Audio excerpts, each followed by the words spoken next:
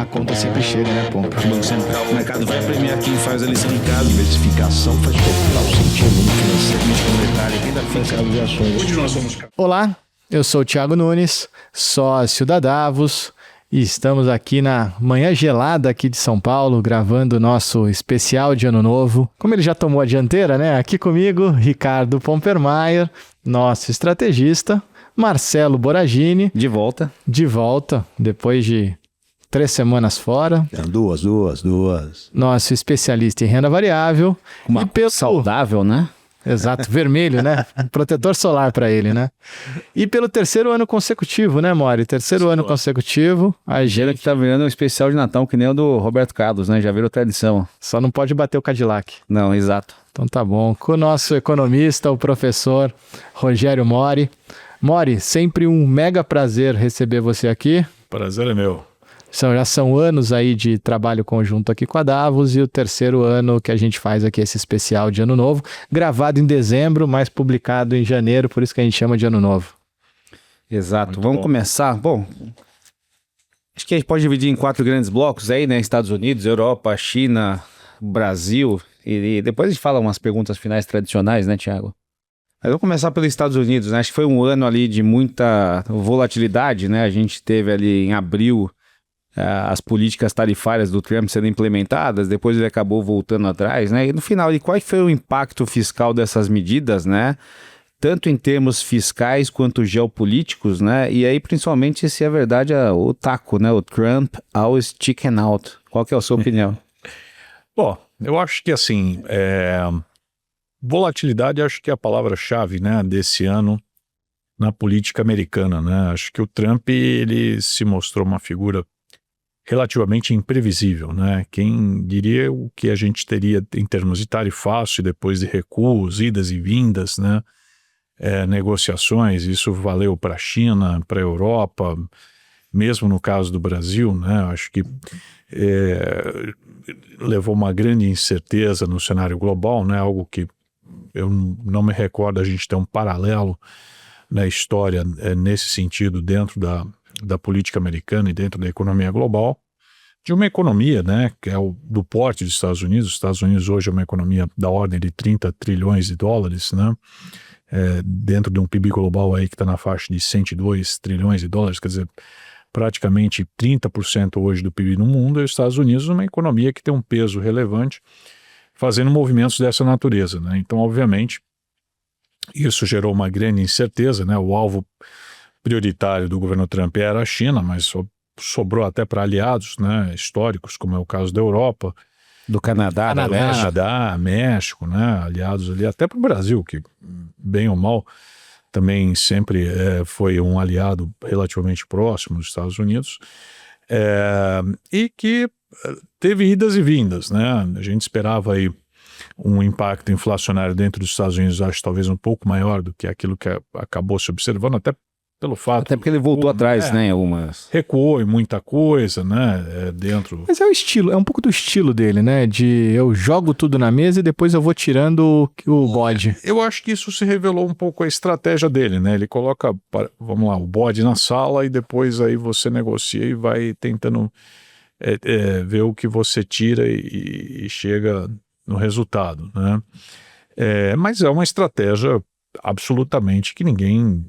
Eu não me recordo, ninguém dentro desse mundo, desse universo de política comercial tenha algo paralelo, né? Inclusive não ocorreu no primeiro mandato dele, né? Lembrando que não é o primeiro mandato do Trump, é o segundo, né? É o Então, segundo, né? realmente ele foi para uma coisa mais radical. Muito mais radical e que você, dentro do mundo da diplomacia, ninguém imaginava algo dessa natureza. Ele rompeu com todas as regras, né? De comércio, regras diplomáticas, né? Incluindo de garantias de militares, né? Garantia. Forçando a Europa a assumir protagonismo na OTAN, né? Exatamente. Então, um negócio que o mundo não estava esperando, não estava preparado para isso. Acho que mudou a regra do jogo. Tem um impacto fiscal, né? Imaginava... Assim, os cálculos iniciais eram muito mais otimistas em termos de arrecadação do que se mostrou. O déficit americano continua com o aumento da dívida, né? Há toda uma discussão, inclusive, do impacto dos juros nos Estados Unidos a partir dessa política fiscal que vem sendo implementada dentro do governo americano, né? Mas é um mundo diferente, né? O governo Trump ele é um mundo diferente, é uma forma de governar diferente, que ninguém esperava e que eu acho que nem republicanos nem democratas estavam no radar do que foi feito. Pegando o gancho, né, que você falou do fiscal, Mori, olhando para frente, o fiscal americano preocupa? Eu acho que, assim, preocupa, não é algo que vai explodir, obviamente, é algo que você tem uma preocupação.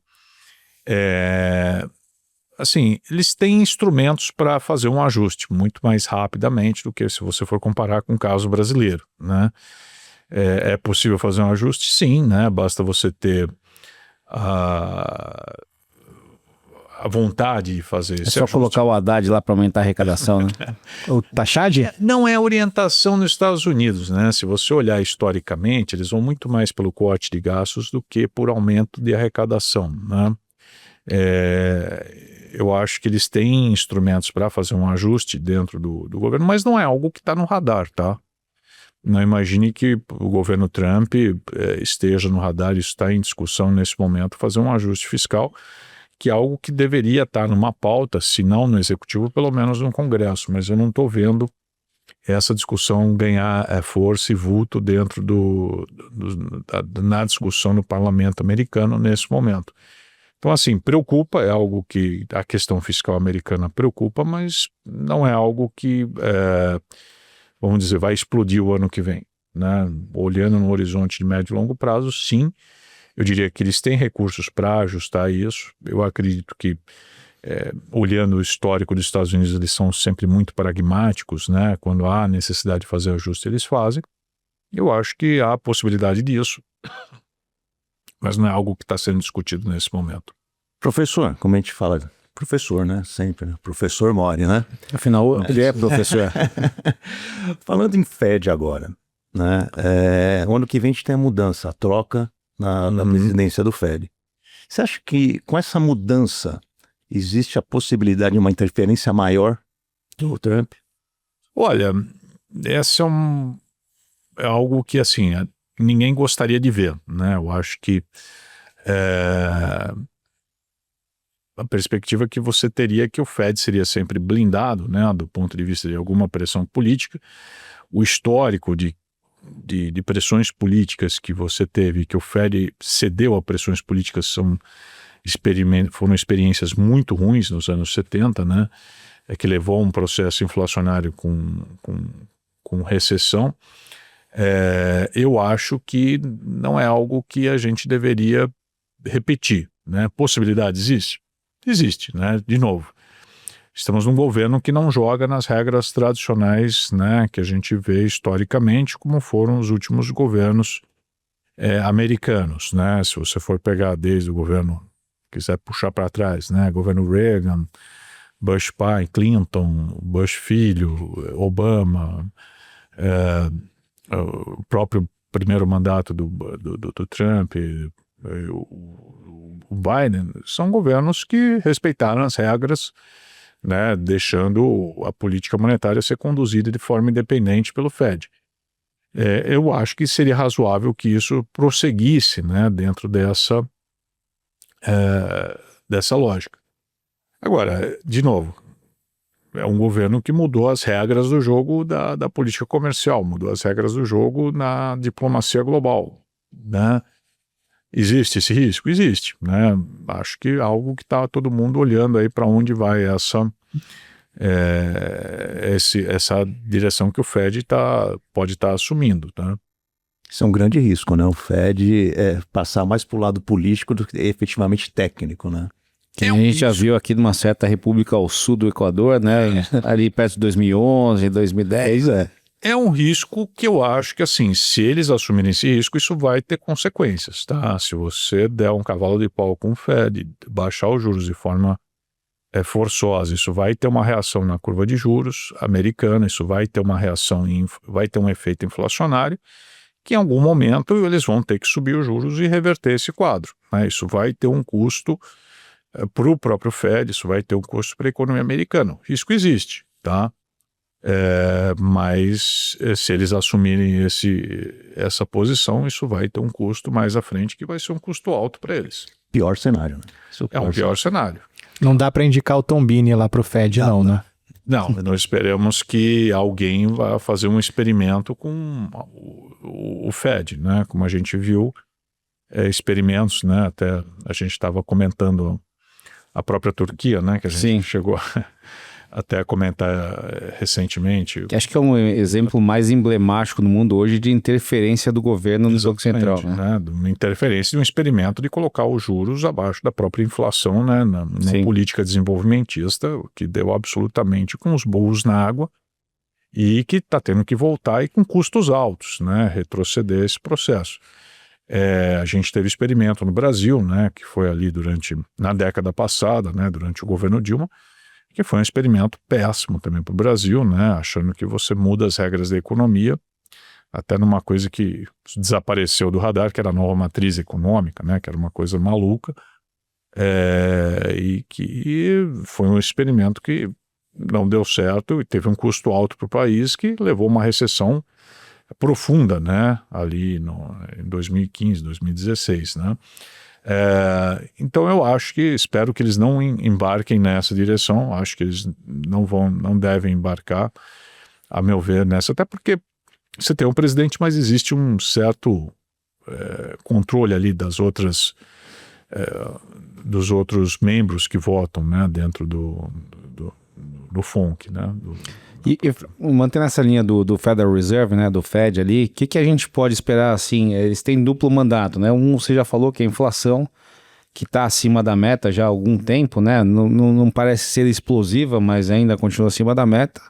E o outro segundo mandato é o mercado de emprego, né? A gente tem visto nos últimos meses ali um certo desaquecimento do desemprego, um aquecimento do desemprego, um desaquecimento do emprego, né?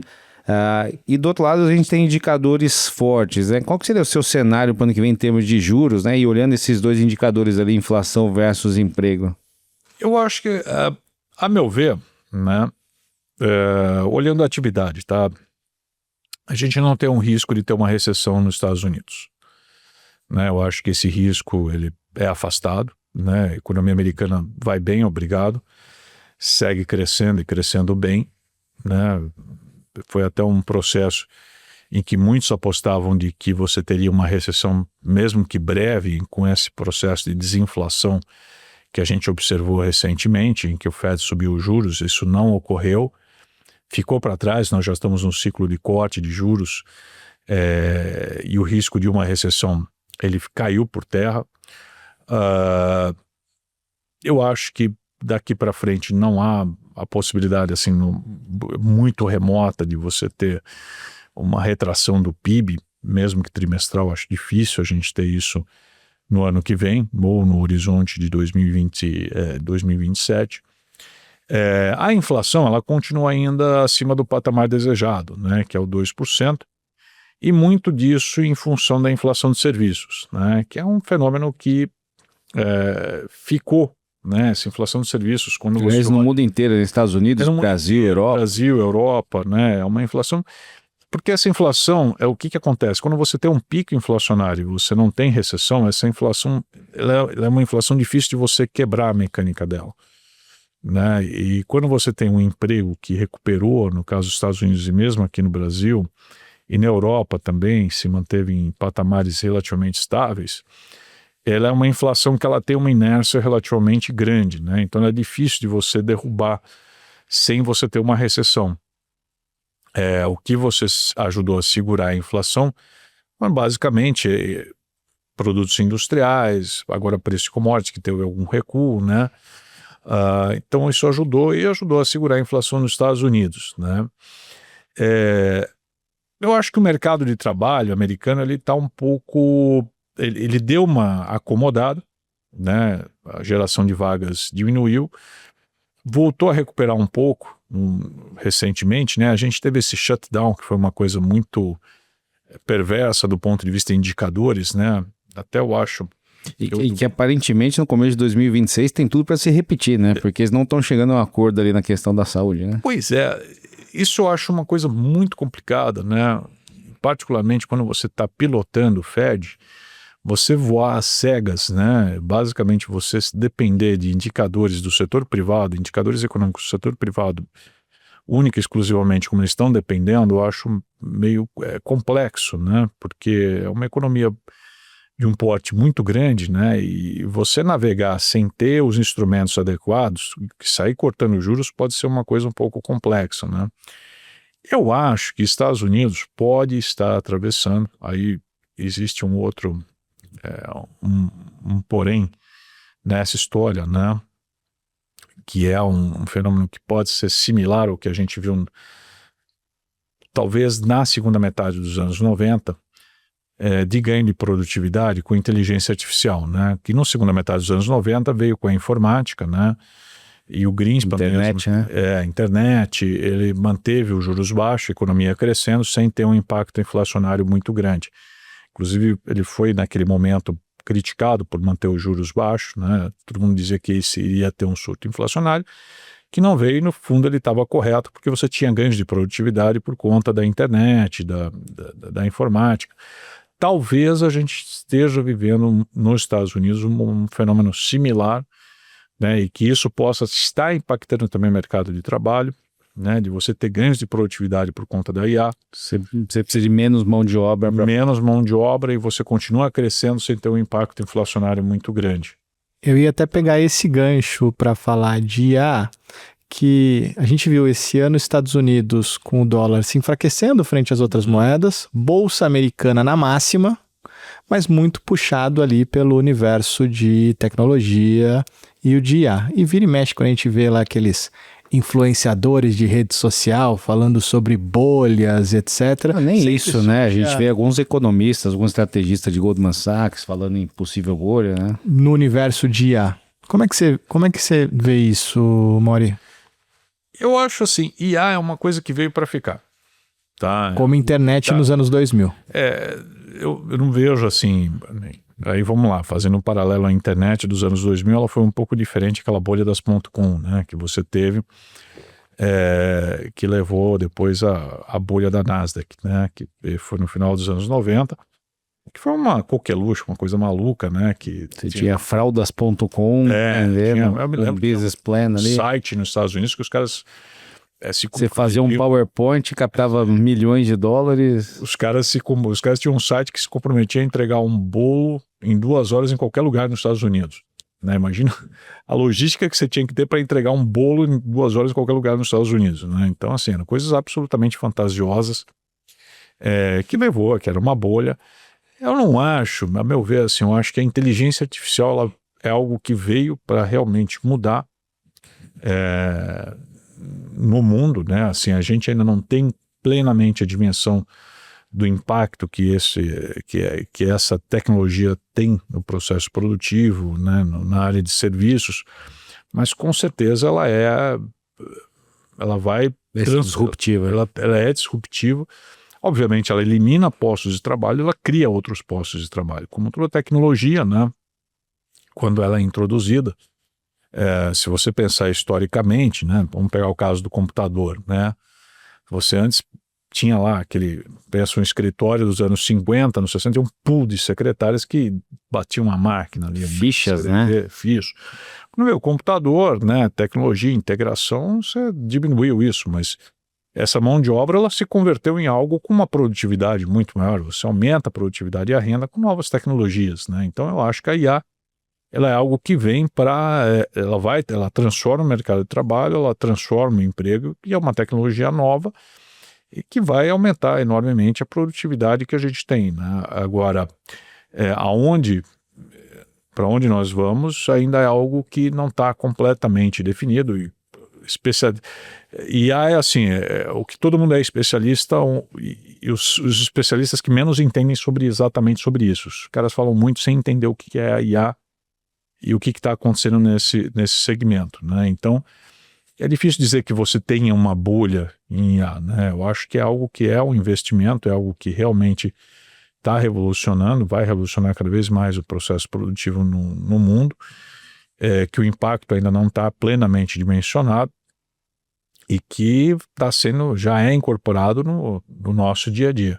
tá? Então não acredito tanto assim uma bolha, fazendo um paralelo como a gente teve uma bolha do ponto com, né? Que foi... Só para encerrar esse bloco dos Estados Unidos, né? Uma pergunta que acho que é bastante difícil analisar, né? A gente tem hoje problemas fiscais, você já falou dos Estados Unidos, a gente tem problema fiscal na Europa, no Brasil, praticamente no mundo inteiro, né? E a gente viu a fraqueza do dólar esse ano e ao mesmo tempo bolsa nas máximas, ouro nas máximas, criptomoeda chegou a bater nas máximas, recuou um pouco agora no final do ano, imóveis, né, subindo, o preço não para de subir, ações. Isso é reflexo de uma economia, de um fiscal mais frágil na sua... Eu acho que é um reflexo de um fiscal mais frágil. E isso tende a continuar para o ano que vem? Eu acho que tende a continuar ainda para o ano que vem. Eu acho que a gente não tem uma mudança de cenário em 2026, né? Sim. Então a gente vai continuar em essa, não vou dizer bolha, né? Mas esse movimento de valorização de ativos reais, né? Eu acho que você tem uma valorização de ativos reais e um dólar ainda caminhando nessa direção. Comprar barras de ouro, guardar em casa, esse é o caminho. Né? Ou algum outro ativo, né? No Brasil é muito perigoso. Como diria Silvio Santos, ouro vale mais do que dinheiro, né? Perfeito. Vamos para o próximo bloco, Mori, saindo aqui, matando os Estados Unidos, vamos para a Europa agora. O ano de 2025 aparentemente foi melhor do que o esperado ali, falando de dados econômicos e até lembrando do episódio que a gente fez lá no início do ano passado. Para 2026, você acha que a gente pode esperar um ano ainda melhor com o pacote fiscal alemão? Eu acho que sim, eu acho que a Europa ela é melhor, né? Ela vai melhor do que 2025. Eu acho que o cenário para ela está relativamente dado, né? Em termos de inflação, não vejo a inflação na Europa voltando a subir, como também o cenário de juros já está relativamente dado, né? O próprio Banco Central Europeu já colocou que não deve mexer mais nos juros nem para baixo nem para cima dentro do quadro atual. A gente tem um afrouxamento de política fiscal na Alemanha, né, que obviamente busca aí, retomar seu crescimento. A Alemanha perdeu muito dinamismo, né, nos últimos anos, e acho que essa postura dos Estados Unidos um pouco de querer que a Europa assuma as rédeas da própria defesa do continente muda um pouco essa perspectiva de investimentos no ponto de vista de defesa na própria Alemanha, né, e nesses países, e isso tem custos fiscais, né? Acho que você tem algum impacto positivo, né? O que eu acho a Europa, né, quando você olha do cenário global, a Europa, ela hoje é uma região, vai pegar a zona do euro, nós estamos falando, 17 trilhões de dólares, 16, 17 trilhões de dólares. Se você olhasse 20 anos atrás, Europa e Estados Unidos eram mais ou menos ali, Estados Unidos era um pouco maior em termos de PIB do que a Europa. Hoje os Estados Unidos é quase 50% mais. 50%. Quer dizer, a Europa ela é uma região que estagnou, né? A China está com 19 a 20 trilhões. Então a Europa ficou para trás. Eu acho que a Europa, não é que a produtividade não cresça, mas ela cresce a um ritmo muito mais lento do que em outras regiões, como é o caso dos Estados Unidos e da China. Acho, a meu ver, um dos diagnósticos que existem é que você tem um excesso de regulação na Europa que limita a possibilidade da produtividade crescer, da inovação e da produtividade crescer na Europa de forma mais rápida. E por excesso de regulação. Por excesso de regulação. Os governos europeus, eles impõem muita regulação, né? Parece um certo país ao sul do Equador, né? Pois é, e aí isso limita você ter um aumento da produtividade e crescimento da renda. Relativamente ao que você tem nos Estados Unidos, onde as regulações são mais frágeis, e a China, onde esquece, né? Lá os caras realmente querem crescer, né? Então, eu acho que a Europa é melhor, mas acho que continua sendo uma região ainda de baixo crescimento relativamente ao resto do mundo, né? Geopoliticamente tem um peso, né? Mas acho que o próprio governo americano já sinalizou que para ele, assim, hoje China, geopoliticamente, a Rússia são pesos relativamente mais importantes para ele do que a própria Europa, né, que é uma região que dinamicamente cresce menos do que outros países, né? A questão fiscal na Europa preocupa, Mori? A gente teve estresse aí de troca na França, na Inglaterra, né? Eu acho que assim, você tem um pouco a questão fiscal. ela é complicada, né? Um continente que envelhece a passos largos, né? Assim, quando você pega a Itália, né? Você pega a França, Inglaterra mesmo, são regiões que têm uma taxa de envelhecimento relativamente alta, que sugere uma questão previdenciária cada vez mais premente, né? E de assistencialismo social também cada vez mais premente nesses países, que coloca um peso fiscal em cima disso, né? Mas como são regiões em que você tem uma dívida que é de perfil longo, com baixa incidência de juros, não é algo também tão explosivo assim, né? Porque o problema é quando você tem... A gente não corre o risco de ter uma Grécia 2 ali na Europa? No curto prazo, não, né? Assim, porque o problema é quando você tem a questão de endividamento é não só o tamanho, mas é o perfil da dívida, né? Qual é o prazo dessa dívida e os juros que você incide sobre essa dívida, né? Então, quando você compara com o caso brasileiro, né? Que nós temos uma dívida muito menor do que, por exemplo, quando você pega uma dívida italiana, né? Mas é muito mais complicado para a gente, por quê? Porque nossos juros é muito maior e nosso perfil é muito mais curto do que no caso da dívida italiana. Então, para o Brasil é muito mais complicado você gerir uma relação dívida-PIB de 80%, 90% do PIB do que para uma Itália, que é mais de 100% do PIB, 110% do PIB. Exatamente porque o nosso perfil de dívida ele é pior, né? Assim, nós temos uma incidência de juros, um déficit fiscal maior, o Tesouro tem muito mais que acessar o mercado para se financiar, então é muito mais complexo para o Brasil do que para uma França ou para uma Itália, né? Para uma Inglaterra nessa questão fiscal. Acho que é um problema, mas não acho que é um problema tão urgente nesse momento, né? Acho que a questão da dívida pública ela é uma questão global, tá? Os países estão com uma dívida elevada, né? Aí saindo da Europa, se você for para o Japão também tem esse problema. Mesma coisa, país que tem um envelhecimento populacional relativamente alto. Acho que é uma questão problemática, mas para o ano que vem não acho que é algo que vai explodir, tá? E a gente falou agora há pouco de bolsa americana na máxima. As bolsas europeias também esse ano foram muito bem e até como você mesmo acabou de comentar, não foi por causa de IA, né? Dado que lá é muito mais regulado. O que esperar para frente?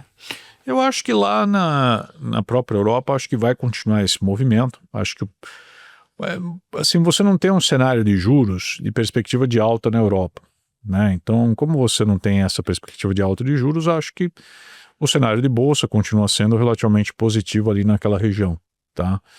Na Inglaterra mesmo, no Reino Unido, a perspectiva de você continuar reduzindo os juros, né? A Inglaterra ela vive ainda um processo que a inflação está mais alta que no resto da zona do euro. Né? Dá para dizer que o Brexit fez muito mal para a Inglaterra? Sem dúvida, foi péssimo, né? Foi um movimento completamente errado que a Inglaterra fez, né? E fica de lição para os outros países, né? Tem uma notícia que saiu essa semana que o Trump estaria insuflando novos Brexits, né, na Europa. Fica a lição aí para quem quiser seguir o caminho. Não, é péssimo. Foi uma ruptura absolutamente horrorosa, né? Em termos de custo, você vai para a Inglaterra, os custos são muito mais altos do que no resto da zona do euro, né? Custo de alimento, mão de obra, né? Ficou assim, foi um erro, acho absurdo, movido assim por uma ideologia de separação, de querer manter um isolacionismo que não tem sentido, né? Eu acho que teve um custo muito alto e acho que a Inglaterra paga isso até hoje. Basta você ver que os juros e a inflação no Reino Unido é maior do que na Europa. E com um crescimento menor. Sim. Bom, eu vou voltar 90 anos no tempo agora para fazer a próxima pergunta, traçar um paralelo com hoje. Mas quase 90, um pouquinho menos, tá? Em 1938 a gente teve o Pacto de Munique, né, do Neville Chamberlain com Adolf Hitler, né, que cedeu alguns territórios ali, sudetos da Tchecoslováquia para colocar paz na Europa, né? E logo depois o Hitler invadiu a Polônia e começou a Segunda Guerra Mundial, né? Isso é uma situação meio parecida hoje, né? O Trump tentando ali ceder alguns territórios da Ucrânia para apaziguar ali o Putin, né? Acabar com a guerra entre Rússia e Ucrânia. Como é que você vê essa questão geopolítica? É perigoso ceder para um cara que nem o Putin? A gente pode estar às beiras aí de uma terceira guerra, como alguns catastrofistas dizem. Olha, eu não sou o grande analista geopolítico, né, para traçar um paralelo, mas a meu ver, eu acho que você tem alguns fatores que que levaram a esse estado de coisas, né?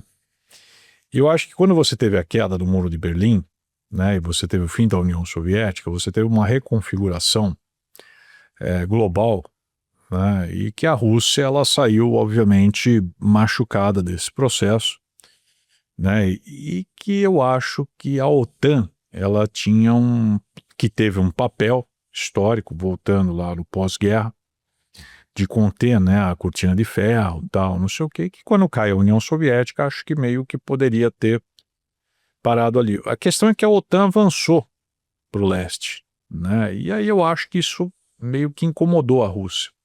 Principalmente nas ex-repúblicas soviéticas, né? Então, aí eu acho que isso meio que incomodou a Rússia, né, que levou, chegando ao ponto de falar, pô, você vai que a Ucrânia estava querendo aderir à comunidade europeia e à OTAN, né, agora falou, pô, esse cara aqui tá na minha porta, né, e aí levou a essa reação russa, né, não tô querendo justificar a guerra, mas tentando interpretar um pouco do lado russo esse movimento da Rússia, né, que você observa desde a queda do Muro de Berlim, fim da União Soviética, que a coisa avançou para o lado do leste, né, e que geopoliticamente, pensando do lado russo historicamente, aquela é uma região de influência deles, né? E que o cara fala, pô, esses caras estão avançando para cima de mim, eu acho que isso gera uma reação, né?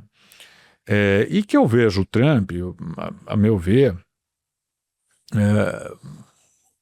tentando interpretar, não dizendo que está certo ou que está errado a visão do Trump, tá?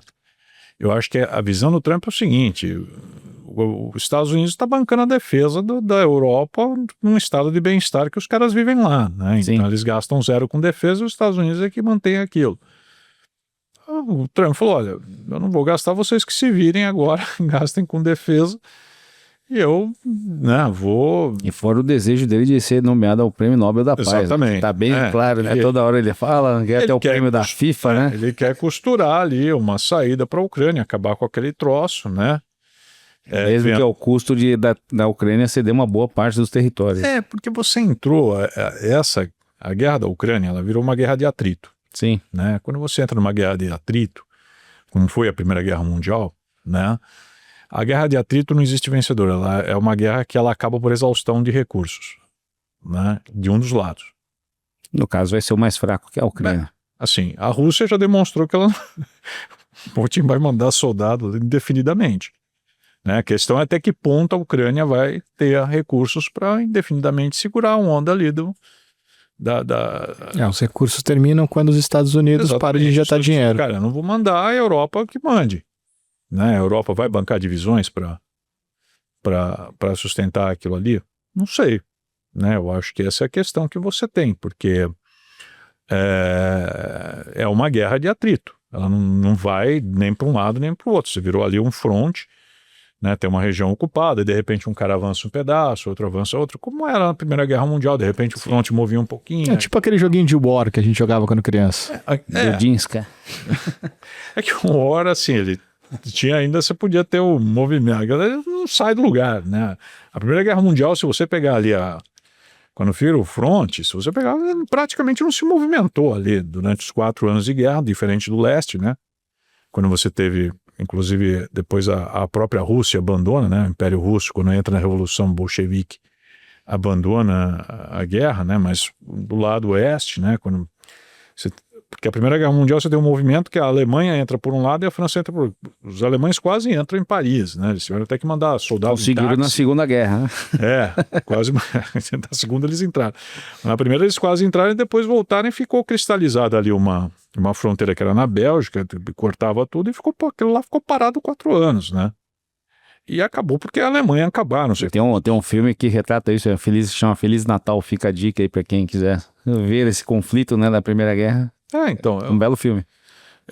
Aquilo ali acabou porque a Alemanha falou, cara, não dá mais, acabaram os recursos da Alemanha, né? não tinha como mais manter aquela, e os caras falaram, vamos fazer um papasso, porque não... Agora, Thiago, eu vou falar uma coisa que você não sabia a respeito do professor. Pode Ele falar.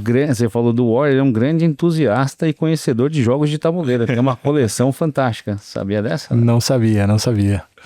Pois fica é, aí. o dia que vocês quiserem jogar... Exatamente. O War é divertido, vai ser lembrar a minha adolescência. Sabia, viu? Eu não sabia, viu? Vamos jogar. Vamos pegar o avião agora Vamos. para a China? Sim. Nossos amigos chineses? Vamos para a China. Vamos para Não quebra. Professor, é o seguinte, o primeiro semestre chinês, em termos de crescimento, foi bem forte, né? Até acima das expectativas de mercado. Já o segundo está meio que rateando, né? Qual a sua O que perspectiva? pareceu muito o ano passado, né? Bem lembrado. Qual que é a sua perspectiva para 2026? Eu acho que a China, num primeiro momento, ela conseguiu lidar bem com o impacto tarifário, né? Todo mundo esperava que as tarifas que os Estados Unidos impôs sobre a China teriam um impacto muito forte sobre a economia chinesa. Eles conseguiram redirecionar as exportações uma boa parte para o resto do Sudeste, para o resto da Ásia. E o impacto não foi tão intenso, né? E eles também conseguiram manter estímulos fiscais, né? E a economia chinesa não sentiu tanto o impacto das tarifas naquele primeiro momento, né? E eles, obviamente, reforçaram, né, as exportações de manufaturas para o resto do mundo, né? Se você olhar, você tem uma deflação de manufaturas, né? Você tem queda de preço de produto industrial, que a China está promovendo, né? Você tem um excesso de produção na China em vários setores. Eles, inclusive, entraram num processo de redimensionar alguns setores produtivos que eles têm excesso de capacidade produtiva. E eles entraram num processo ali de deflação de produtos industriais. O segundo semestre... Que foi bom para o mundo, né? Foi bom para o mundo, isso ajudou a segurar a inflação no Brasil, inclusive, nos Estados Unidos também, né, apesar da tarifa. Mas o segundo semestre, esse movimento começa a perder impulso. E eu acho que a China ela enfrenta um desafio, que é um desafio estrutural, que é o desafio desse modelo asiático, que o Japão enfrentou, os tigres asiáticos se enfrentaram e a China começa a enfrentar cada vez mais premente, que é o modelo chinês. Ele foi um modelo muito baseado no crescimento para o setor externo, né? Que ele vai num processo de industrialização em que você atinge determinado patamar, só que chega um momento que o setor externo ele não é mais um vetor de crescimento, até porque você tem um limite para onde você consegue crescer exportações, e aí você precisa começar a dinamizar o setor interno, né? Que é onde as coisas dão erradas nesse modelo, tá? Deu errado no Japão, né? O Japão, quando começou a perder impulso no setor externo, começou a estimular o crédito doméstico, levando uma bolha em ativos em vários setores, particularmente o setor imobiliário, que levou, quando estourou essa bolha, o Japão entrou numa crise que levou muito tempo para sair, que depois se recuperou, mas não voltou a crescer mais como crescia na década de 60, 70, até nos anos 80.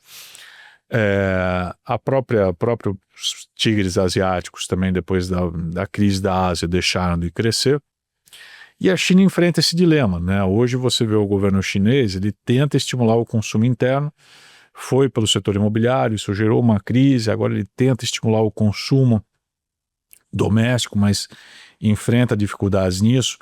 E eu acho que esse é o grande desafio de médio e longo prazo da China, né? Como é que ele consegue dinamizar o consumo interno, né? E é um país que enfrenta problemas já de demografia, uma população que está envelhecendo, aquela política de ter só um filho está cobrando seu preço hoje. Eles já passaram do pico demográfico? Já passaram. Aquela política ela já cobra o preço hoje, né? Já é uma população que envelhece, já tem... Não tem a previdência pública, né? Não tem previdência, o que também é um outro efeito sobre o consumo, porque como você não tem previdência, o chinês tem que o quê? Poupar. Então você estimular o consumo, sendo que você não tem... E tem todo o histórico de guerra, de falta de falta. Que aconteceu no Japão, né? De falta de insumos. Então, assim, eles têm essa tendência marginal a poupar maior que o ocidental. Exatamente. A China, né, como qualquer outro país que você tinha um país agrário, como era o Brasil no passado, era muito comum você ter muitos filhos, porque a previdência era o filho. Sim. Porque algum filho iria tomar conta do idoso. Então você ter 7, 8 filhos, alguém, né, iria tomar conta. Quando você tem um filho, o cara não vai tomar conta. Então você tem que fazer viver previdência. a vida dele. Né? Porque você não vai ter o filho, não vai tomar conta de você. Então isso você não vai sair consumindo todo o seu recurso, porque você não vai ter como se manter na velhice. Então eu acho que a China enfrenta hoje esse desafio de... Mas uma pergunta, ela viu isso no Japão, que é o vizinho dela. Não dá para se preparar e fazer diferente? São modelos diferentes, né? O Japão, eles foram muito pelo lado do crédito, né? E isso gerou uma bolha, né, imobiliária, como a China também você teve uma bolha das incorporadoras, né? E a questão é como é Mas lá acho que foi excesso de oferta de imóveis. Inclusive você tem cidades fantasmas ainda na China. E a questão é como é que você sai disso, né? Como é que você estimula o consumo, né? A China está fazendo isso via... Você pode ver, e a sua pergunta vai repetir, eles vão dar estímulo fiscal de novo. Eles ficam injetando, né? Quando a economia começa a desacelerar, eles vão lá e dão mais. Parece um doente que precisa sempre de mais morfina, né? Fica lá e aí a economia recupera um pouco, aí dali a pouco desacelera, porque eles vão dando estímulo fiscal. Isso costuma acabar bem no longo prazo? Não. Isso vai cobrar seu preço em algum momento. Qual que é o horizonte que você imagina que algo mais grave possa acontecer na China? Olha, a China é um caso muito singular, né? Porque é um país muito único, né? O pessoal, eu sempre vira e mexe, eu vejo alguns economistas, não, replicar o modelo, isso é impossível você replicar o modelo chinês, né? O Elias Jabbour, né? Eu me lembro assim, quando eu fazia mestrado nos anos 90, havia toda uma discussão se a China iria seguir o modelo das ex-repúblicas socialistas soviéticas, né, ou seguiria os modelos tigres asiáticos. Ela não foi nem para um lado nem para o outro, né? Foi um modelo próprio dela, né? Então ela é um país que é uma economia de mercado com um governo comunista, que de comunista não tem mais, não existe. Comunista só a ditadura, né? Estrutura de governo, que é um partido único, né? Então eu não sei, é difícil a gente dizer para onde vai caminhar. Assim, o que eu digo é que a economia cobra seu preço em algum momento, né? Isso vai ser cobrado em algum momento, né? Quando você não gera distorções indefinidamente, em algum momento isso é cobrado na economia, né? Pode levar 2 anos, 5 anos, 10 anos, mas em algum momento essa distorção ela vai cobrar seu preço. E como você acha que vai se materializar isso? Isso pode se materializar numa crise de dívida, isso pode se materializar numa estagnação econômica prolongada, né? Estilo Japão, isso pode se materializar de várias formas.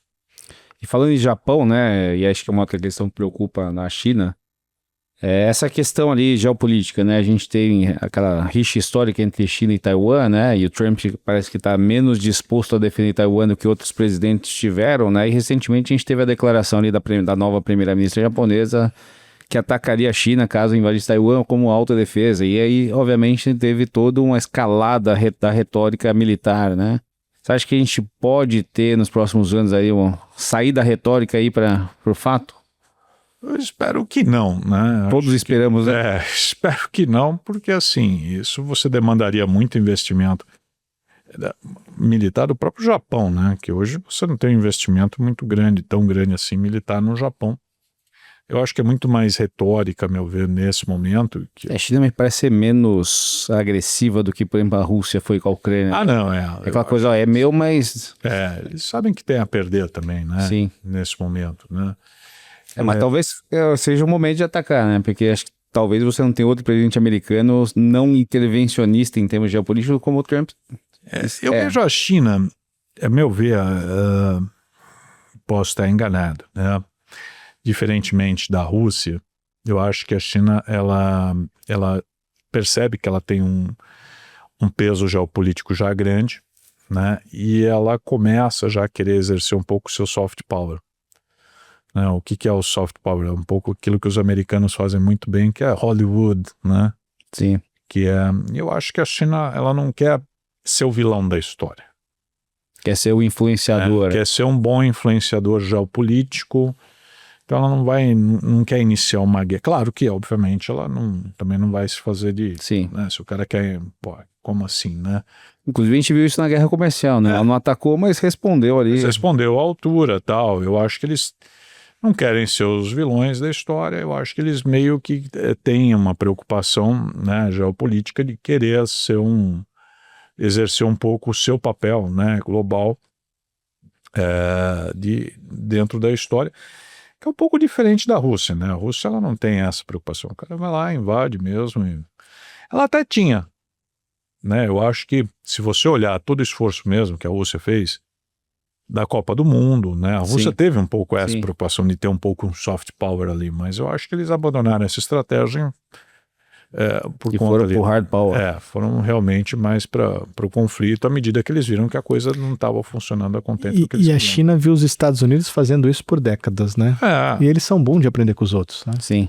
Eles sabem. Thiago, vamos pegar aquele voo da Air China de Pequim direto para Brasília? Vamos, porque Brasil é bagunçado, né, gente? Então, Mori, vou começar aqui para a parte de Brasil, né? A gente gravou aqui pelo menos 4 episódios do Davoscast todo mês e a gente viu bastante volatilidade. Mas olhando o final do ano, dá para pegar uns macroindicadores. Crescimento, aparentemente um pouco acima ali do esperado.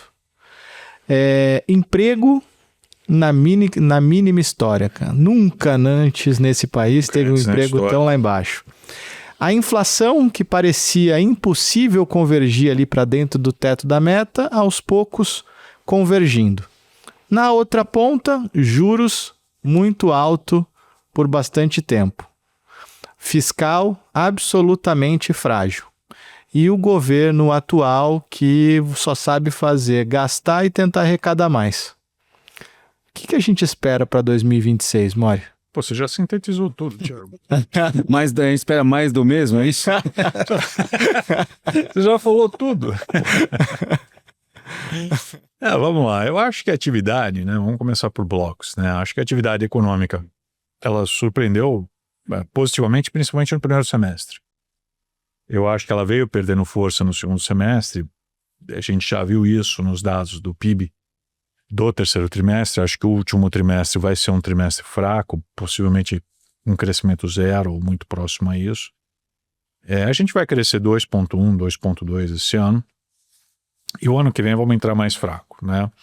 O que paradoxalmente coloca aí, mas nós estamos na mínima do emprego. Por quê? Né? Eu acho que emprego tem uns fenômenos que ocorrem, né? No mercado de trabalho brasileiro que a gente tem que observar com alguma cautela, né? Primeiro que, quando você olha essa estatística do IBGE, ela é uma estatística que ela não se... ela é por amostragem e ela não é restrita ao emprego formal, né? Ela cabe o informal também. E aí você tem uma mudança grande no mercado de trabalho, que é o surgimento de novos postos, que não é um trabalho no sentido de emprego como nós tínhamos no passado, mas é um emprego que, queira ou não, existe, que é por exemplo, o Uber. Ele é um ocupado, quando você olha do ponto de vista do IBGE, o entregador do iFood, ele também é um ocupado, né? Então isso ele afeta a estatística, né? Por outro lado, você também tem um momento, né, do assistencialismo no Brasil. Quer ou não, você tem aumento real do salário mínimo, isso impacta, né, em Bolsa Família, você tem expansão de benefícios, você tem aumento de benefício previdenciário. Isso também, principalmente para postos de trabalho que remuneram menos, afasta o trabalhador. Então, quando você vai em determinados setores onde você vê que você precisa de trabalhadores que você remunera pouco, fica mais difícil você conseguir trabalhador. Então isso também afeta o emprego, né? Então essa estatística, ela é meio... tem que olhar do emprego com um certo cuidado, tá? Eu acho interessante, né, a gente olhar se estamos na mínima histórica, nunca antes na história desse país, mas olhe com uma certa até porque reserva. a gente tem, eu não sei se o número é exato, mas é quase que 50% da população recebendo algum tipo de benefício público, né? Porque seria esperar, se nós estamos na mínima histórica, você deveria esperar que o Brasil estaria crescendo 5%, 6%. Estamos crescendo 2%, não é nenhum espetáculo. Né? 2% não é nada. Os paradoxos, fantástico, né? Tiramos, sei lá quantos bilhões de... Isso tá querendo 1 bilhão de pessoas da pobreza, né? E ao mesmo tempo, o assistencialismo para de crescer. O Brasil sozinho é um país... Ele tem um potencial de crescimento, ele consegue, né? Se o governo não atrapalha, ele cresce 2,5%, 3% sozinho. Né? Pela própria capacidade e pelo setor privado que puxa. Se ele está crescendo menos, é porque você tem algo que está atrapalhando a economia. Então, o desemprego nesse patamar com um crescimento de 2,2 não é nenhum grande espetáculo, tá? Eu acho que o ano que vem entra mais fraco, né? Porque você tem setores que estão sendo mais atingidos, né? Setores mais sensíveis às condições financeiras, como o segmento industrial, alguns setores ligados a bens de consumo, né? Isso você já observa na indústria, observa no varejo também, que estão sofrendo por conta das condições de crédito mais apertadas, né? E que tendem a desacelerar a atividade no primeiro trimestre, tá? Então a atividade, eu acho que a gente vai um pouco mais fraco nesse começo de ano. Então, olhando a gente contra a gente mesmo ano passado, a gente vai começar pior em 2026. Eu acho que sim. Mesmo com os novos estímulos fiscais aí, a mudança do imposto de renda, aumenta um salário mínimo. Eu acho que mesmo com isso, eu acho que o agro talvez não ajude tanto a gente como ajudou esse ano.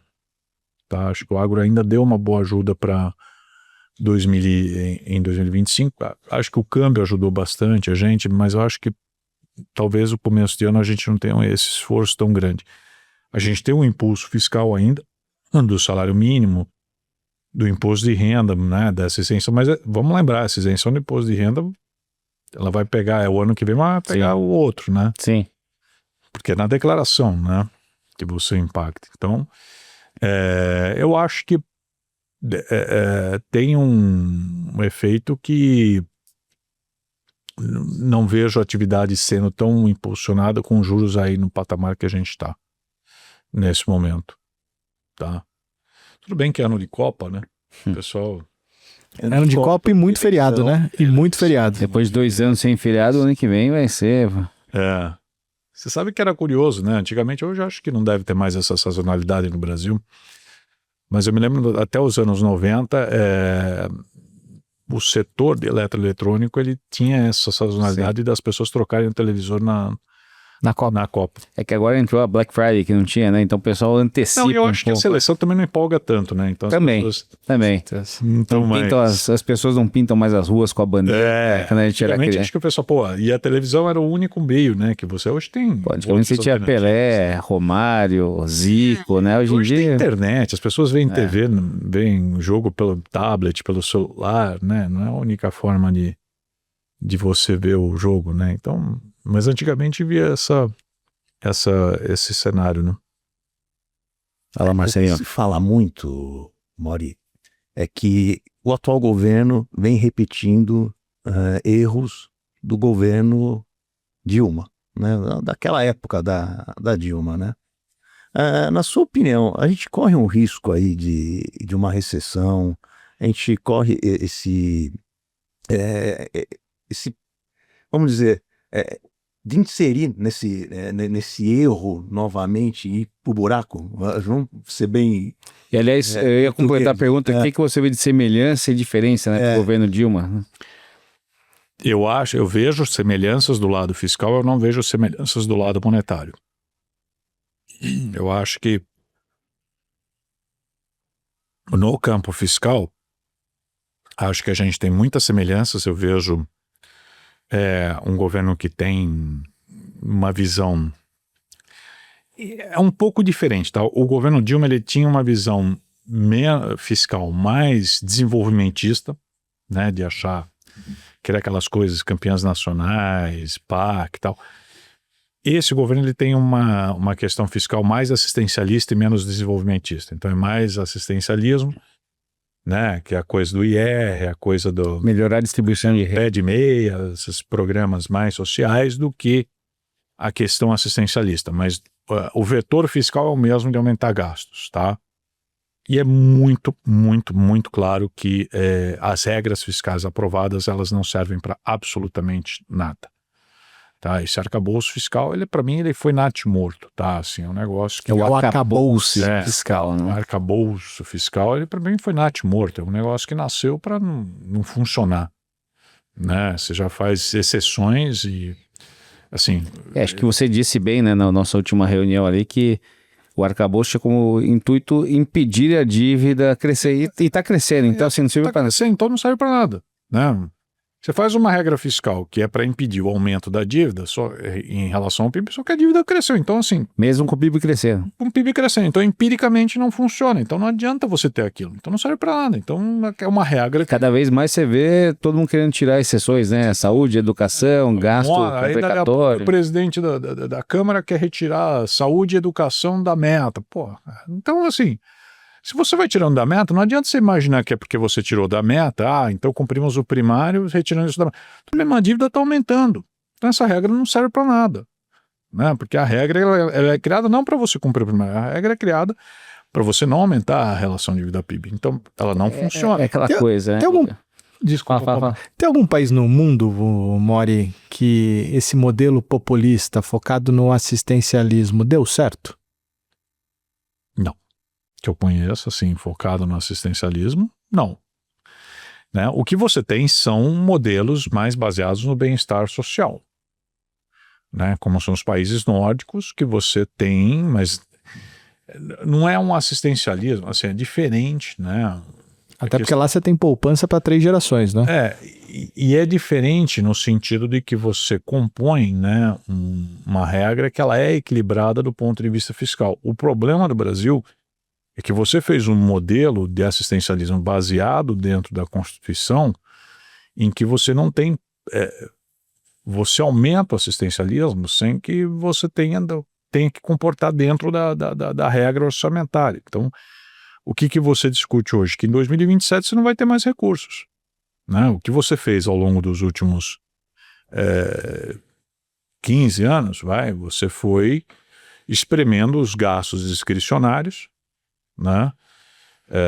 Esse governo, o que ele fez para tentar minimamente segurar foi aumentar a arrecadação de todas as formas, né? Naquilo que até o ministro, se você pegar os ministros, disse, não vai ter aumento de carga tributária. Mentira, aumentou-se. Bateu o recorde, né? 2023 não, porque pegou o final do governo Bolsonaro tinha cortado, mas 2024 já bateu o recorde. E vai bater de novo 2025.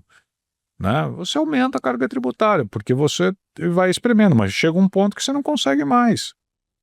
E você gera um colapso nisso, né?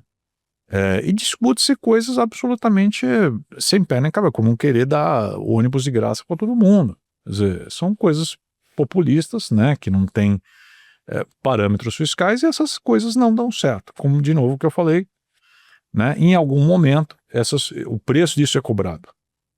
Né? Em algum momento, a economia não existe almoço grátis. Em algum momento, isso vai ser cobrado. Né? De que forma? Não sei, pode ser uma recessão, pode ser, sei lá, alguma peripécia que eles façam, sei lá. Né? A gente não sabe, a gente está num país criativo, né? Então os caras podem criar alguma coisa, mas em algum momento isso vai ser cobrado. Né? Então não existe esse tipo de movimento assistencialismo irresponsável, né? Que você vai fazendo e colocando cada vez mais peso fiscal, em que em algum momento isso imaginar que vai dar certo. Não vai dar certo. Né? Porque à medida que você também aumenta o déficit, o que acontece? Aquilo que o próprio Banco Central já colocou na ata. Né? A política fiscal, quando você gera esse efeito expansionista, qual é o impacto final que você vai ter? Você vai ter que ter juros mais altos para segurar a inflação. Então, na verdade, a taxa de juros de equilíbrio ela acaba sendo mais alta exatamente para você segurar a inflação. Por quê? Porque você tem um setor público que está exercendo uma pressão cada vez maior de demanda, e a forma de você evitar que a inflação ela venha é você segurar a demanda do setor privado. Como é que você segura a demanda do setor privado? Aumentando os juros. Pegando o gancho, Mori, na tua fala, a gente vem aqui já há alguns meses, né, elogiando o trabalho que o Banco Central tem feito ali sobre liderança ali do Galípolo, né, e com a manutenção de juros mais alto aí por maior tempo. Queria 2 perguntas em uma aqui. Primeiro, eu queria saber se você compartilha aí da mesma opinião com a gente sobre o Banco Central e qual a tua expectativa de Selic ao longo do próximo ano. Eu até acrescentaria, né? Qual que você acha hoje que é um juros de equilíbrio no Brasil, né? Um país que gasta muito, a gente está com juros notadamente acima do que deveria estar, né? De 15%, vamos falar em cortar. Qual que seria os juros hoje de equilíbrio no Brasil e como é que a gente faria para sair dessa armadilha dos juros altos? Eu acho assim, a meu ver, o Galípolo é aquele presidente do Banco Central que ele entrou numa situação que eu acho que ele mesmo criou para ele, que foi uma situação meio, como eu vou dizer, desfavorável, né? E isso foi desfavorável porque, primeiro, que ele teve a indicação do presidente, que é um presidente que bateu nos juros altos durante muito tempo, na gestão do Roberto Campos. Então, obviamente, ele entra com essa desconfiança, como a desconfiança do próximo presidente do Fed, né, vai entrar. E eu acho que teve aquele evento do Copom dividido também, né, que foi uma coisa que acabou pegando mal lá atrás. E que aí o que acontece? Quando você entra com essa desconfiança, né, você obviamente tem que ser mais duro do que você seria em circunstâncias normais de temperatura e pressão, né? E a experiência mostra, né? Isso você tem estudos acadêmicos que mostram que assim, quando o presidente do Banco Central ele não tem essa credibilidade, que ele não traz uma credibilidade inicial, né? Você tem que construir essa credibilidade. Essa construção da credibilidade, ela se dá, em grande parte, você sendo mais duro inicialmente. Isso vai facilitar a sua vida no futuro, em termos de gestão de política monetária. Então, aquilo que eu acho que ele está fazendo é o correto do ponto de vista de gestão de política monetária, que você vê muita gente falando, não, os juros estão exagerados no Brasil, você está com uma inflação já aí migrando para fechar o ano aí abaixo de 4,5, 4,3, 4,2, dependendo para onde você está caminhando, e que com a economia desacelerando, né, e que 15% é exagerado, né? Só que eu acho que ele está construindo uma reputação nesse momento que eu acho que é ok, né? Acho que dentro das circunstâncias que ele veio, eu acho que faz sentido o Banco Central fazer isso nesse momento, né, e evitar um repeteco daquilo que a gente viu durante o Banco Central do governo Dilma, né? Até porque eu acho que muita gente remete a isso, né? Vai dar uma tombinada. E o próprio currículo, onde está o tombinho? Entendeu? Ele não quer jogar o currículo, ele é um cara novo ainda, né? Exatamente. Então eu acho que ele está correto. Agora, eu acho que a gente deve ver uma queda dos juros no começo de 2026. Janeiro, eu acho que março mais tardar. Eu acho janeiro. Eu li a ata do Copom, posso estar enganada, né? Mas eu li a ata do Copom, me surpreenderia, né? Tô vendo ainda, vi muita gente falando, não, ele abriu espaço, tá em curso. Vi alguns analistas falando em janeiro, mas assim, o tom da ata e do comunicado foram tons assim, duros, a meu ver.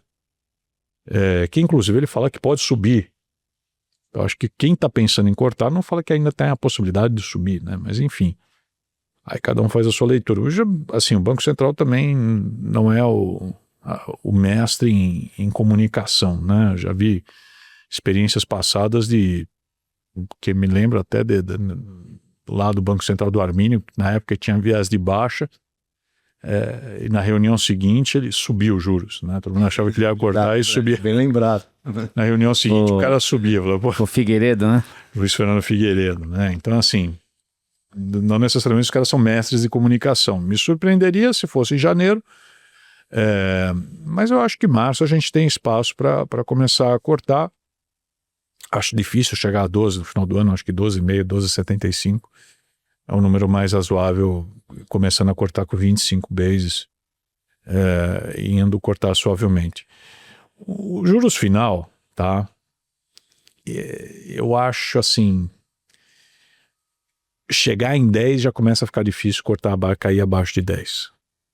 Mas você acha que pode vir uma pressão, por exemplo, do governo em cima do Galípolo, mesmo porque a gente vai entrar num ano de eleição, né?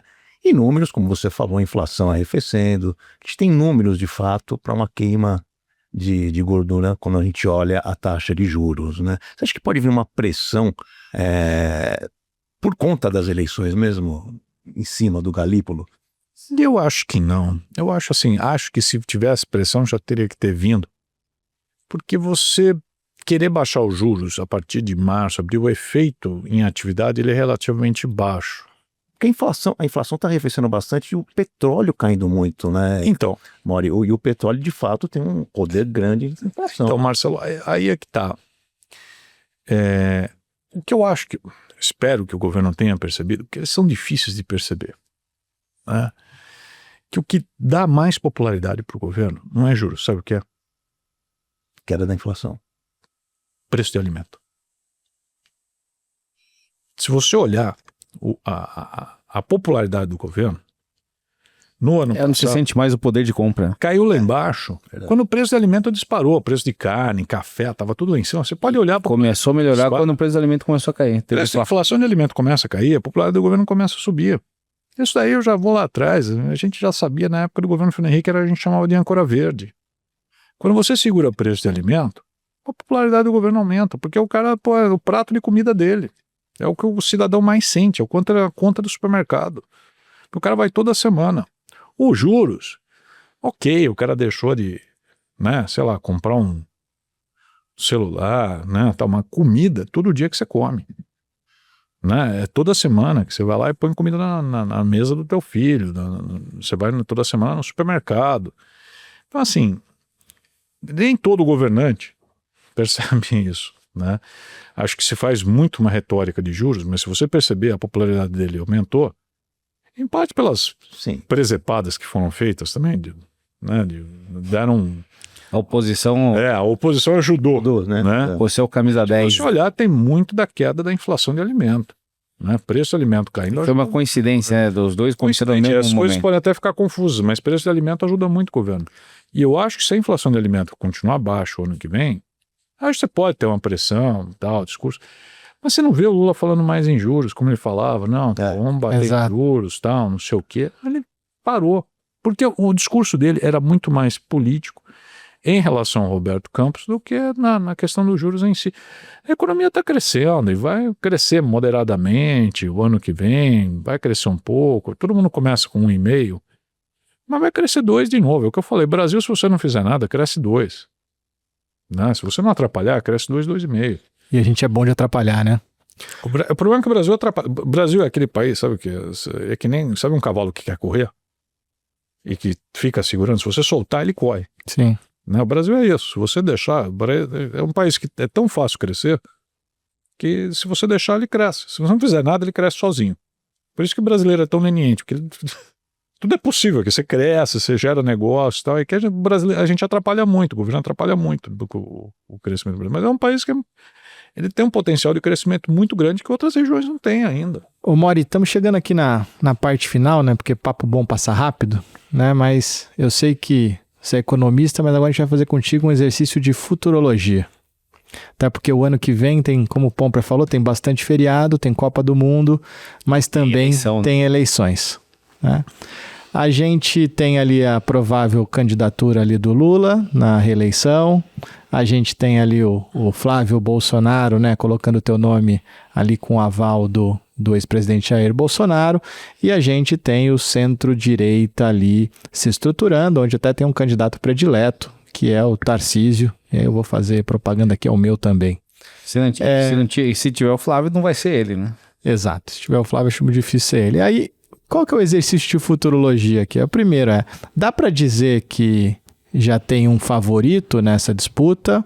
E independente do ganhador, eu queria te ouvir o que esperar para cada uma dessas frentes, caso, né, uma das três aconteça. Mas separar entre se der Lula e se der um centro-direita ali, né?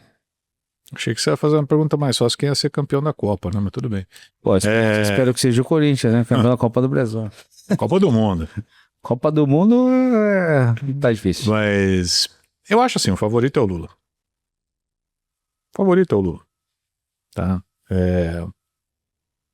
Acho que assim, independentemente de quem vier da direita, acho que ele continua sendo o favorito. Mesmo o segundo turno sendo um negócio de rejeição, ele continua sendo o Ele é favorito. incumbente, ele tem a caneta, eles vão... acho que assim, se tiver a percepção que ainda eles podem perder, eles vão fazer mais coisas ainda, tá? Ainda nem começou, né? Acho que pode ter mais incentivos ainda, né? Que a gente nem imagina. Eu acho que o favorito é o Lula. E se tiver um Lula 4, tem que mudar de país.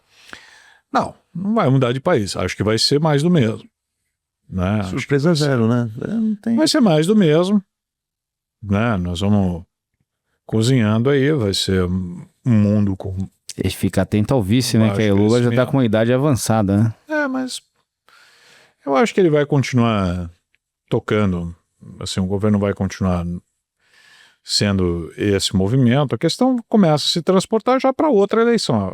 A eleição seguinte acaba quando terminar essa, né? Porque aí é que vai ser o Lula, provavelmente, aí eu acho difícil, né? Com a idade que ele tem, ser candidato novamente. E você não tem um sucessor de peso ali na esquerda, né? E pode ser que a gente tenha uma mudança. Eu acho que ele sendo reeleito vai ser 4 anos de mais do mesmo. Não vejo grande mudança. Mas aí surfando os problemas fiscais que 2027 para frente a gente está esperando. Aí vai ser um negócio que vai ser um pouco mais complicado, como é que você vai costurar isso do ponto de vista de gestão. Eu não vejo grandes mudanças, imaginar que um Lula 4 você vai ter reformas, né? Vamos lá, vamos fazer uma reforma da Previdência, uma reforma administrativa. Vai ter. Tem que dar um jeito de arrecadar, né? Vai ter coisas de arrecadação. Vão taxar Estados Unidos vai aí. ter... Primeiro ano talvez você não tenha ampliação de benefícios, porque ainda é primeiro ano de mandato, vai tentar fazer algum ajuste para depois soltar um pouco mais nos anos seguintes. Acho que vai ser um pouco mais do mesmo, assim, não vai ter grandes mudanças. Um centro-direita depende de quem vem e com que força vem, né? Aí assim, você querer fazer um discurso de ajuste fiscal, perdão a expressão, pega bem na Faria Lima. Né? Na população, o eleitor mediano brasileiro é algo muito distante. Né? Ele não tem consciência, né? Tem consciência, né? E o cara vai falar assim, tá vendo? Você dá uma ferramenta pro lado, vai cortar o pé de meia, vai cortar o benefício aqui, vai cortar o benefício ali. Entendeu? Você dá arma pro próprio oposição no seu discurso, né? Eu nunca me esqueço. Foi numa eleição, aquela eleição a reeleição da Dilma. Não sei se vocês se recordam que tinha a Marina Silva, acho que o dela, o economista dela era o Armínio, né? Fraga, salvo engano. E eles falavam de independência do Banco Central. E aí eu nunca me esqueço, assim, que tinha uma propaganda que era da Dilma que sumiu a comida da mesa das crianças, sumiu o suco, porque vai dar independência do Banco Central. É pesado, né? Era esse nível. Entendeu? Vai dar independência do Banco Central, vai dar o dinheiro para os banqueiros. O imaginário do brasileiro. Verdade que o nível de educação é muito baixo. Né? E baixo. volta na questão da educação. Você vai falar em ajuste fiscal, né? Para o brasileiro mediano. Não, acabou. Ano que vem o Haddad sai, né? Fala-se aí do Urigan. Ele sai, vai Alguma... mas não vejo grandes mudanças. Mesma mais do mesmo. Parece pessimista, mas é isso, cara, que eu vejo, assim, indo para o centro-direita, de novo, vejo também assim, vai ser um discurso, o pessoal fala Tarcísio, pode falar uma privatização, tal, não sei, eu não sou, acho que assim, existe muito né? Um lado romantizar, né? Não, agora vai, né? Pode esquecer que quem manda é o centrão, né? Pode ver o caso, talvez seja o caso a eleição recente do Chile, né? O que foi muito caso da segurança pública, né? Talvez esse seja um tema, que seja uma pauta que possa pegar.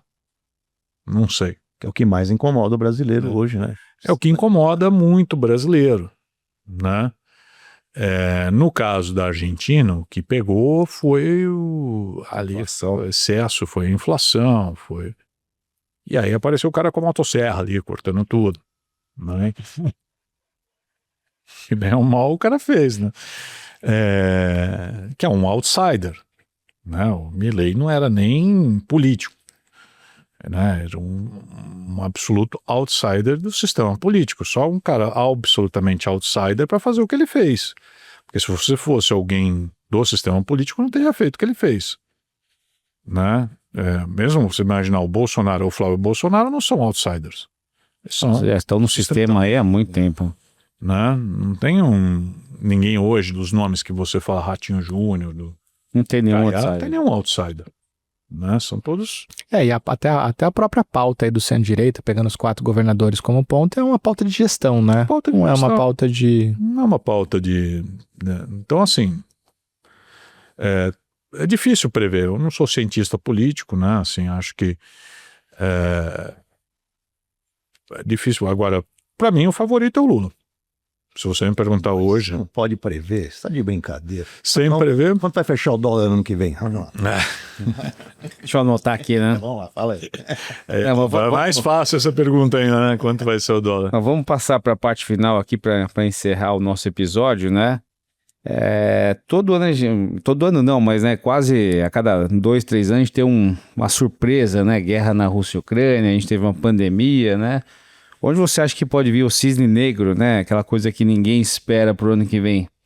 Você fez essa pergunta ano passado, Paulo. Sim. E qual que era? E não teve nenhum, não sei. Nenhum cisne negro, né? Um cisne negro. O que a gente deve ter medo, né, pro ano que vem? Cara... Surgir um outsider. Não, eu acho que um cisne negro possível é, de repente, o Trump perdeu o controle do Congresso, cara. E Isso na pode casa dar de aposta, a Polymarkets, Isso pode dar um problema pro cara ali, né? Dentro dos Estados Unidos dá um... Assim, se ele perder ali no Congresso, o negócio pode embaralhar para ele ali. Né? Acho que é um evento complicado pro Trump se ele perde o controle das casas. Porque hoje ele domina, né? E tem eleição o ano que vem? tem no Congresso. Tem a de meio mandato, né? De meio mandato, Isso pode ser um... Quer fazer a última pergunta aí, Thiago? A última... Também não costuma fazer uma pergunta. Não costuma. Também. Todo O cisne negro pode ser o quê? O Pablo Marçal ser presidente também, outro cisne negro. Lembrando que 10 meses antes da eleição, Bolsonaro aparecia com 2% em 2018, né? Pois é, mas eu acho... Ele era outsider nesse sentido, né? Mas eu acho que, assim, esse fenômeno Pablo Marçal, ele pode se repetir, tá? Acho que, assim, o fato desse cara quase ter sido bem sucedido, acho que esses caras, esses influencers, assim, esses caras vão aparecer, assim, na... Por enquanto não tá despontando nenhum, né? O próprio ninguém quer... outsider seria que um Pablo Marçal, um Luciano Huck, né? Que ensaiou várias vezes. Ninguém coloca porque não vai apanhar, né? Candidato você não vai se expor nesse... Você vira vidraça, né? Você vai... O único que a gente sabe que é candidato, assim, a não ser que ele realmente não quer, é o Lula. Esse é o único que a gente sabe que... E aparentemente o Flávio, né? Mas ali o Flávio, assim, ele quer, né? Vamos ver. Mas eu acho que, assim, o único candidato que a gente tem, assim, maior convicção que vai ser candidato é o Lula mesmo. Não esqueça do Renan Santos. E, Mori, para terminar aqui o nosso especial de hoje, pergunta que não é inédita para você e a gente faz para todos os convidados, é onde o Rogério Mori, investidor, alocaria os recursos dele olhando para 2026? Olha, eu acho que renda fixa continua sendo atrativa ainda pelo nível de juros que a gente tem, né? Mas eu acho... pós-fixada, já com um pezinho no pré, na inflação.